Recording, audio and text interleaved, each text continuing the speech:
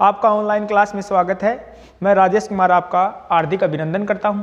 ठीक है, कल हमने जो पढ़ा था वो कौन सा कौशल पढ़ा था? सुनना कौशल तक पढ़ लिया था, कुछ कौशल की सामान्य जानकारी पढ़ ली थी। आज जो अपना है वो अगला कौशल है, दूसरा कौशल बोलना कौशल। बोलना कौशल, ठीक है। देखो, बोलना कौशल जो है, बोलना कौशल जो आपका ये सुनना कौशल पर निर्भर करता है। ठीक है, पहली बात इसमें आती है कि बोलना कौशल सुनना कौशल पर निर्भर करता है। बोलना कौशल सुनना कौशल पर निर्भर करता है। ठीक है, क्या बोलना है वो किस पर निर्भर करेगा? सुनना कौशल पर निर्भर करता है। ठीक है, बोलना कौशल सुनना कौशल पर निर्भर करता है। ठीक है, दूसरी बात आती है कि बोलना कौशल जो है वो अभ्यास व अनुकरण का गुणज माना जाता है। बोलना कौशल अभ्यास व अनुकरण का गुणज माना जाता है। ठीक है, बोलना कौशल अभ्यास व अनुकरण का गुणज माना जाता है। ठीक है, गुणज माना जाता है। ठीक है, तीसरी बात ये आती है कि जो बोलना कौशल है, बोलना कौशल अमूर्त कौशल है। बोलना कौशल कैसा है? अमूर्त कौशल है। ठीक है, दूसरा अभिव्यक्तात्मक कौशल है या अभिव्यक्त करने वाला कौशल है। तीसरा जो इसमें आता है वो क्या आता है कि ये जो कौशल है ये कैसा कौशल है? मौखिक कौशल है। कैसा कौशल है? मौखिक कौशल। ठीक है, तीसरी बात इसमें जो आती है आगे कि आपका जो यह है बोलना कौशल मौखिक कौशल हो गया। ठीक है, उसके बाद में अमूर्त कौशल हो गया, अभिव्यक्तात्मक कौशल हो गया, मौखिक कौशल हो गया। ठीक है, वह अगली बात इसमें आती है कि बोलना कौशल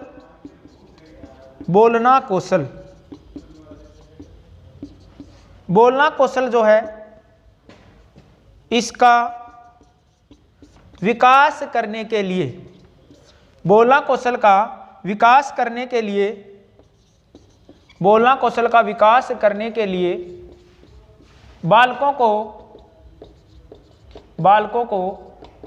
ज़्यादा से ज़्यादा सुनने के अवसर दिए जाने चाहिए। बालकों को ज़्यादा से ज़्यादा सुनने के अवसर दिए जाने चाहिए। सुनने के अवसर दिए जाने चाहिए। ठीक है, यानी बालक जितना ज़्यादा अच्छी तरीके से आदर्श रूप में सुनेगा तो बालक उतना ही अच्छा बोलेगा, बोलने कौशल का विकास होगा। ठीक है, तो पहली बात यह थी कि बोलना कौशल जो वो कौन से कौशल पर निर्भर करता है? सुनना कौशल पर। दूसरी बात यह अभ्यास व अनुकरण का क्या माना जाता है? गुणज माना जाता है। तीसरी बात यह आती है कि बोलना कौशल जो है यह अमूर्त कौशल है, अभिव्यक्तात्मक कौशल है, इसको मौखिक कौशल भी कहा जाता है। और बोलना कौशल है इसका विकास करने के लिए बालकों को ज़्यादा से ज़्यादा सुनने के अवसर दिए जाने चाहिए। यानी बालक जितना ज़्यादा सुनेगा उतना ही ज़्यादा उस बोलने में क्या होगा? आपका प्रखर होगा। ठीक है, अगली बात यह आती है कि जो आपका बोलना कौशल है इसके विकास के लिए विद्यालय के अंदर अंत्याक्षरी करवानी चाहिए, वाद विवाद प्रतियोगिताएं करवानी चाहिए, बाल सभाओं का आयोजन करवाना चाहिए, संवाद करवाना चाहिए। ठीक है, जिससे बालक उनको सुनेंगे तथा स्वयं बोलेंगे तो उनका क्या हो जाएगा? विकास हो जाएगा। ठीक है, तो अगला पॉइंट आपका आता है, पांचवा जो पॉइंट आता है वो क्या आता है कि बोलना कौशल का विकास करने के लिए, बोलना कौशल का विकास करने के लिए, बोलना कौशल का विकास करने के लिए विद्यालय में, बोलना कौशल का विकास करने के लिए विद्यालय में अंत्याक्षरी, इसका मतलब ये होता है अंतिम। ठीक है, अंत्याक्षरी का मतलब ये होता है कि अंतिम अक्षर से शुरुआत होती है। ठीक है, तो विद्यालय में अंत्याक्षरी, बाल सभा। देखो, राजस्थान के अंदर प्रत्येक विद्यालय में हर शनिवार को गांव की चौपाल में बाल सभा का आयोजन किया जाता है। ठीक है, अंत्याक्षरी, बाल सभा। ठीक है, उसके बाद भी वाद विवाद प्रतियोगिताएं, वाद विवाद प्रतियोगिता का आयोजन करना चाहिए, वाद विवाद प्रतियोगिता का आयोजन करना चाहिए। ठीक है, हो गया इतना। उसके बाद में आपका जो है बोलना कौशल, बोलना कौशल के लिए रेडियो, टेप रिकॉर्डर, रेडियो का आविष्कार जे मार्कोनी ने किया था, रेडियो, टेप रिकॉर्डर, ठीक है, लिंग्वाफोन, ग्रामोफोन आदि का प्रयोग करना चाहिए। ठीक है, तो ये आपके हैं बोलना कौशल का विकास करने के साधन। बोलना कौशल जो है, अगला पॉइंट आता है इसमें, जो बोलना कौशल है ये दूसरे नंबर का कौशल है। ठीक है, दूसरे नंबर का क्या है, कौशल है। बोलना कौशल दूसरे नंबर का कौशल है। ठीक है, और यह सभी मनोवैज्ञानिकों के अनुसार, चाहे आपकी डॉक्टर मारिया मोंटेसरी हो, चाहे फ्रोबेल महोदय हो, ठीक है, या सरयू प्रसाद महोदय, बोलना कौशल का दूसरे नंबर पर बालक में जिस कौशल का विकास किया जाता है वो कौन सा कौशल होता है, बोलना कौशल होता है। ठीक है, ये आपका कौन सा कौशल हो गया, बोलना कौशल हो गया। ठीक है, अब आता है आपका तीसरा कौशल, सबसे महत्वपूर्ण कौशल माना जाता है। ठीक है, तीसरा कौशल जो आपका वो सबसे महत्वपूर्ण कौशल माना जाता है, और वो कौशल कौन सा आपका, पढ़ना कौशल। ठीक है, तीसरा जो कौशल आता है वो कौन सा आता है आपका, पढ़ना कौशल। ठीक है, पढ़ना कौशल, और पढ़ना कौशल को ही वाचन कौशल भी कहा जाता है। ठीक है, इसी को आपका पठन कौशल भी कहा जाता है। पढ़ना कौशल, ठीक है, वाचन कौशल, या फिर आपका इसको क्या कहा जाता है, पठन कौशल भी कहा जाता है। ठीक है, अब देखो आपके पूछा था सीटेट एग्जाम 8 दिसंबर 2019 को, यहां से प्रश्न आया था, वो प्रश्न क्या था वो देखना। ठीक है, देखो पढ़ना कौशल का अर्थ क्या होता है कि किसी भी विषय वस्तु को मनोयोग पूर्वक पढ़कर उसके अर्थ को ग्रहण करना क्या कहलाता है, पढ़ना कौशल कहलाता है। ठीक है, जैसे कोई भी बात सुनते हैं वो आपका सुनना को, आपका किसी भी विषय वस्तु को पढ़ते हैं वो केवल पढ़ना नहीं होता, वो पढ़ना कौशल नहीं होता। उस विषय वस्तु को मनोयोग पूर्वक अर्थ ग्रहण करते हुए पढ़ना क्या कहलाता है, पढ़ना कौशल कहलाता है। ठीक है, जैसे बाजार से जा रहे हैं, कोई नाम पढ़ लिया तो वो पढ़ना नहीं होगा। ठीक है, अखबार ले लिया पढ़ लिया, वो पढ़ना कौशल नहीं होगा। उस विषय वस्तु को गहनता से, ठीक है, अर्थ ग्रहण करते हुए पढ़ना क्या कहलाता है, पढ़ना कौशल कहलाता है। ठीक है, तो देखो पढ़ना कौशल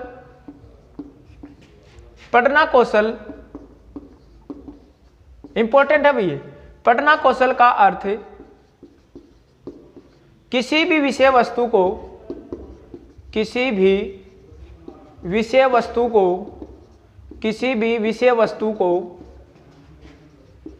अर्थ ग्रहण करते हुए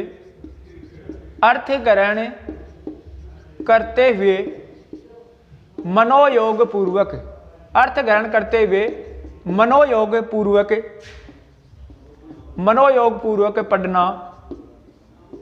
पढ़ना कौशल कहलाता है। पढ़ना कौशल कहलाता है किसी भी विषय वस्तु को अर्थ ग्रहण करते हुए मनोयोग पूर्वक पढ़ना। ठीक है, अर्थ ग्रहण करते हुए पढ़ना क्या कहलाता है आपका, पढ़ना कौशल कहलाता है। ठीक है, अब देखो डॉक्टर मारिया मोंटेसरी, ठीक है, जिसने साहचर्य विधि का प्रतिपादन किया था, डॉक्टर मारिया मोंटेसरी ने पढ़ना कौशल का अंतिम क्रम बताया है। पढ़ना कौशल का अंतिम क्रम बताया है। ठीक है, और आपका सरयू प्रसाद महोदय ने पढ़ना कौशल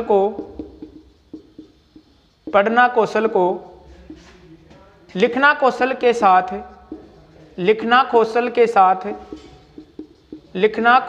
साथ तीसरे स्थान पर रखा है। तीसरे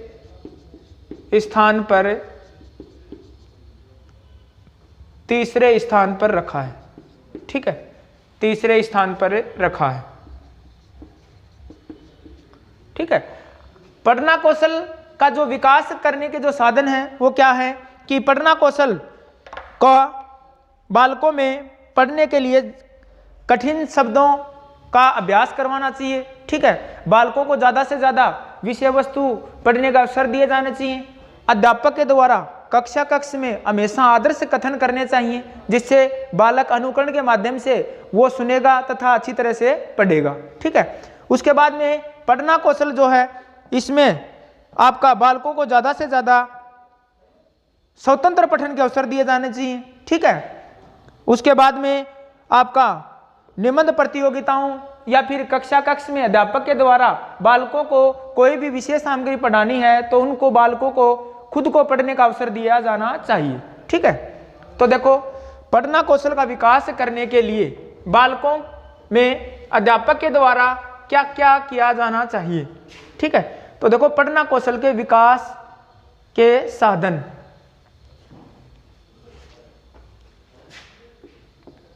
पढ़ना कौशल के विकास करने के साधन, पढ़ना कौशल के विकास करने के साधन। ठीक है, सबसे पहले आता है कि बालकों को स्वतंत्र पठन का अवसर दिया जाना चाहिए। बालकों को स्वतंत्र पठन का अवसर दिया जाना चाहिए। बालकों को स्वतंत्र पठन का अवसर दिया जाना चाहिए। बालकों को स्वतंत्र पठन का अवसर दिया जाना चाहिए। दूसरा आता है कि अध्यापक के द्वारा शब्दों का उचित अवरोह,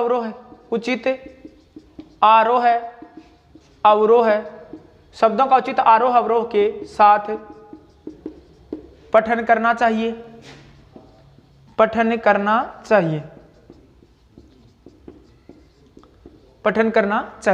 ठीक है, तीसरे नंबर पे आता है कि बालकों को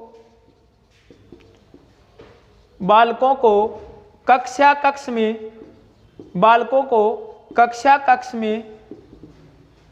विषय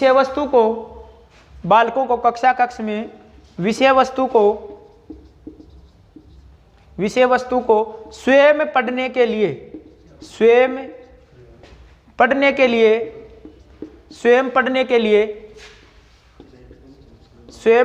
लिए प्रेरित करना चाहिए। ठीक है, उसके बाद में अगला आता है कि अध्यापक द्वारा बालकों को गलत पठन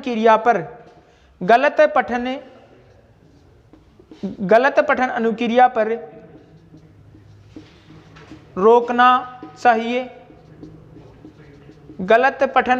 पर रोकना चाहिए तथा सही पठन पर प्रोत्साहित करना चाहिए। ठीक है, ये बालकों को अध्यापक के द्वारा पठन कौशल के विकास करने के साधन हैं। ठीक है, उसके बाद में आगे बात करते हैं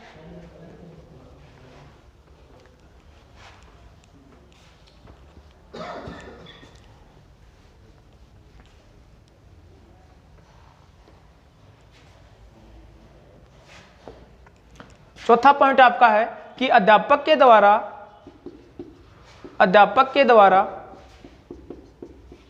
बालकों को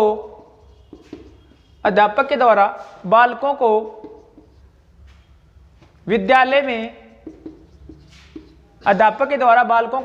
में समाचार पत्र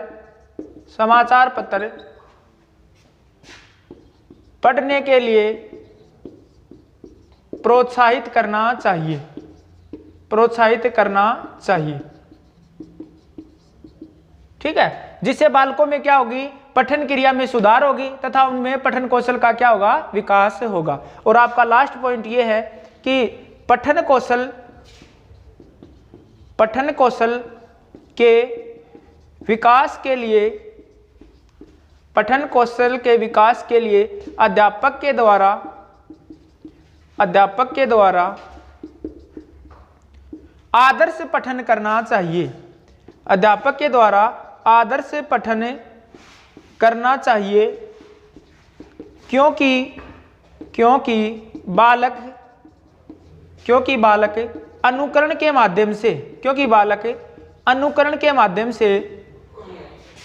माध्यम से सीखता है।